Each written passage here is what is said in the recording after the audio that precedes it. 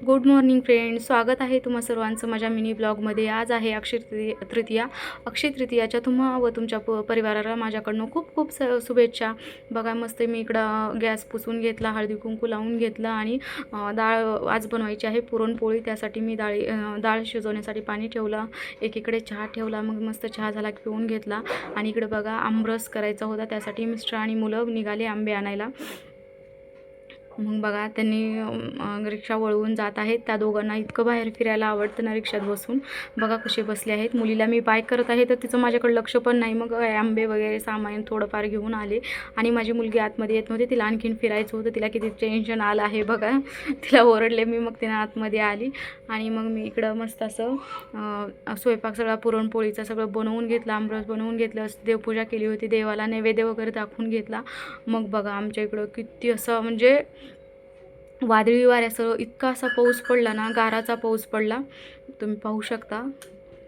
इतकं जोराचा पाऊस होता ना, खूप डेंजर पाऊस होता। उन्हाळा चालू आहे बघा, उन्हाळ्यामध्ये कसा पाऊस पडत आहे। गारा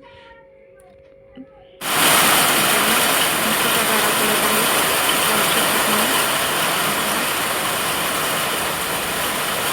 पाहू शकता किती गारा पडत आहे। छोट्या छोट्याच गारा आहेत पण पूर्ण असा गाराचा पाऊस होता। पत्र्यावरती इतकं जोरजोरात आवाज येत होता ना, तर पाहू शकता कसं वारं सुटलं आहे, पाऊस आहे।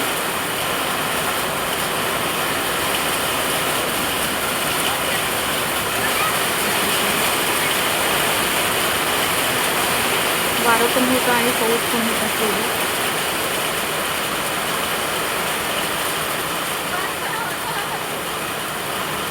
मग आमच्या पत्र्याचे काय हाल झाले बघा पावसामुळं, वाऱ्यामुळं।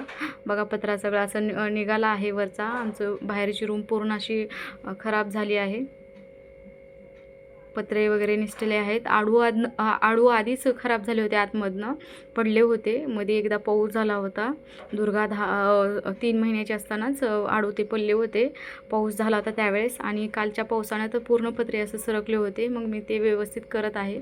आता पावसाळ्याच्या पुढं आम्हाला पण बाहेरची रूम व्यवस्थित करावी लागणार आहे। हे पहा किचन रूममधला हा पत्रा आहे, कपाटाच्या वर हा पण कालच्या पावसाने वाऱ्याने सरकला आहे।